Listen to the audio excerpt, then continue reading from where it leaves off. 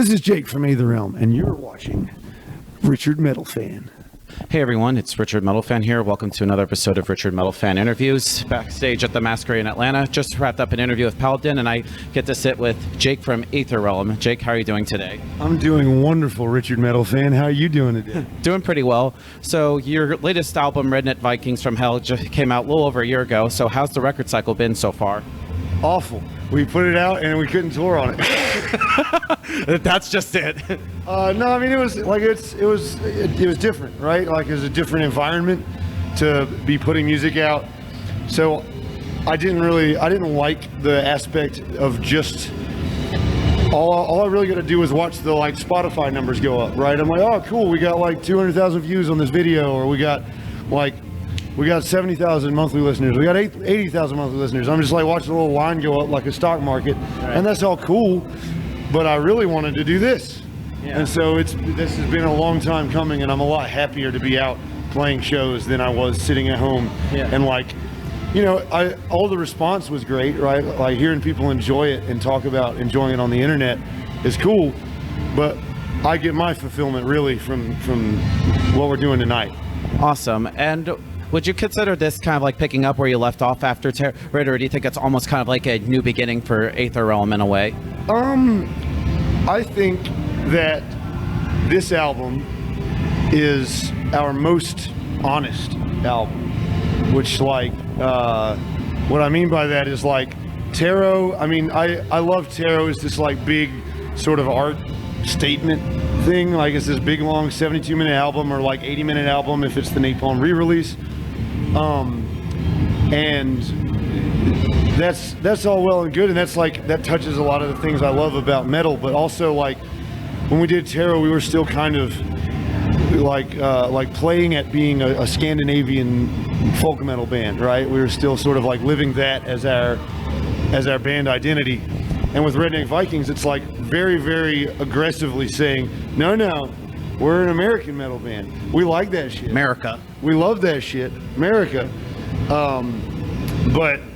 But at our core, like, we're dudes from North Carolina that are playing melodic death metal, or, you know, whatever flavor of metal you want to call it. I typically classify it as melodic death metal. Right.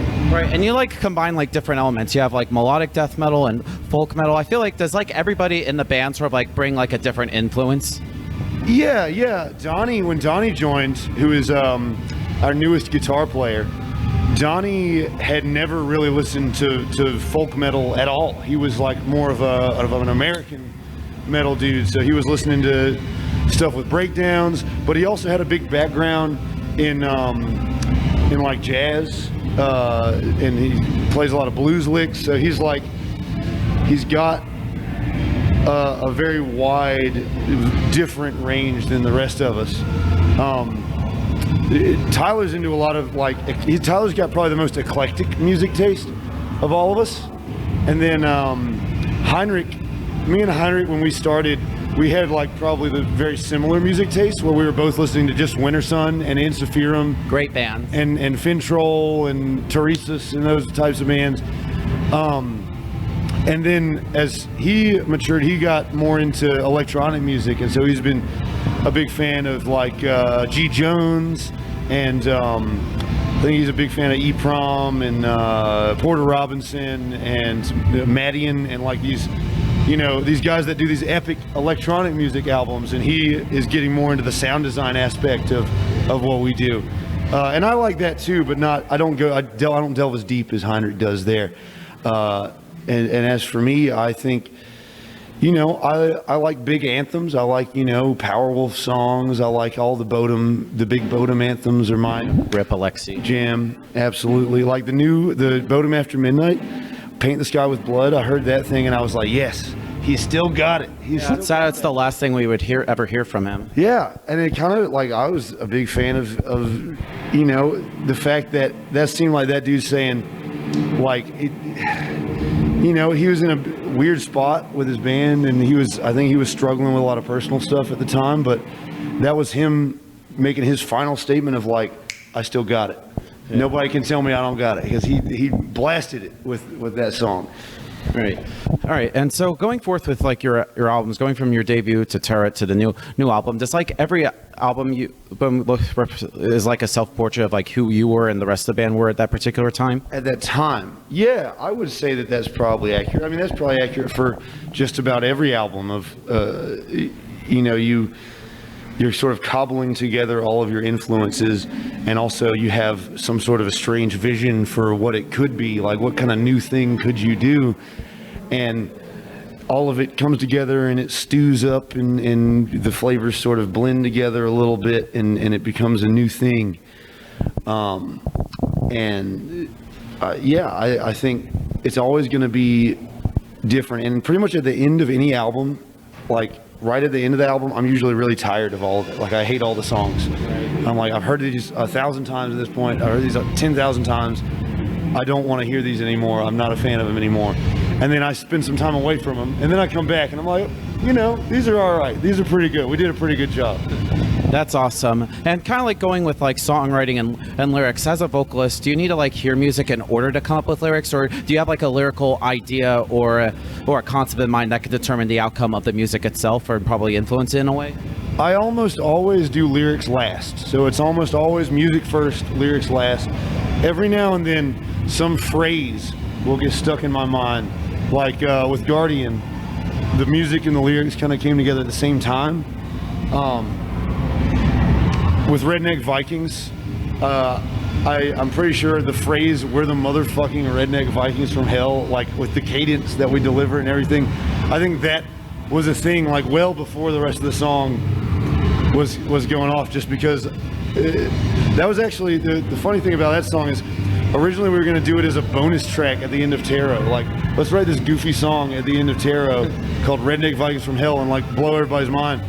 And I mean, of course, we wrote too much music when we did Tarot, and we were like, we don't have time, we don't have space for this other thing. And then but the idea never left. It like stayed around and like kind of like, I'm like, this is stupid. This is so stupid.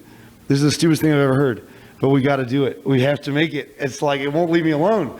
So, that's what we did, and I enjoyed the song. I think it's a very new thing. Awesome. And also as a bass player, because I'm always curious, because bass always has like a great emphasis on both, not just rhythm, but melody. Do you almost have to like hear what the guitars and the drums are doing in order to come up with a bass line, or do you usually have like a bass pattern already written that can like determine the music itself? Well, so my style of playing bass is I typically have a pretty big hand in writing the songs, and I don't usually start with bass, even though I'm a bass player. I usually start with trying to figure out the big, like sort of the top line melody, the main thing the audience is hearing, and then you start going into the detail work of like little arpeggios in the background. What textures do you want the audience to hear? Like, what are the big climactic points of the song, and what are the chord progressions that you're going to be like pushing at any given time. Sometimes you do the same melody twice, but you change the chord progression behind it, and that gives a different emotional feel, but it still lets the audience like sort of familiarize themselves with the content as the song is going.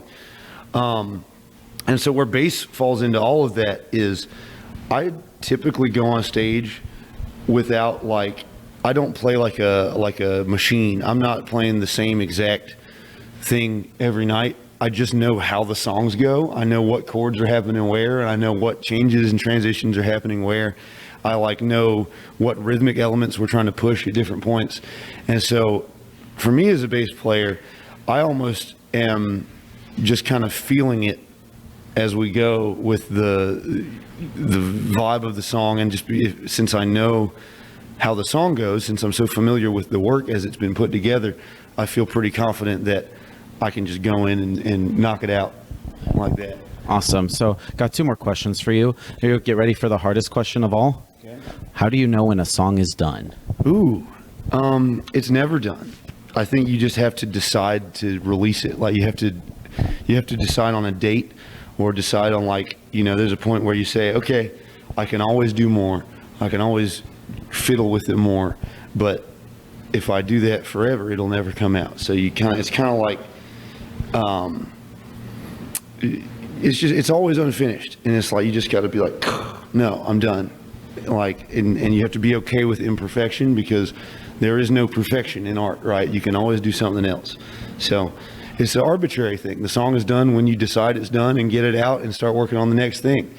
Yeah, right. And then the final question I ask is, coming from North Carolina, there's so many different bands and different styles, like Between the Buried and Me, Corrosion of Conformity, Blackwire Drowning, so many different styles from North Carolina. So was there like a scene in North Carolina that you all fell a part of, or was the goal for Æther Realm to just get outside of your hometown and play in front of like different crowds and audiences? Well, we came up in Greenville, North Carolina, and my man Nathaniel, off screen, he is an old bandmate of mine. We had a band called Sacrament early on when we were playing. Hell of a name. Yeah. And we were playing sort of melodic. Well, we started as a thrash band, and then Nathaniel left, and me and Heinrich sort of took over songwriting duties. We turned into this melodic metal, progressive metal thing, kind of like vibing off of Dream Theater and stuff like that.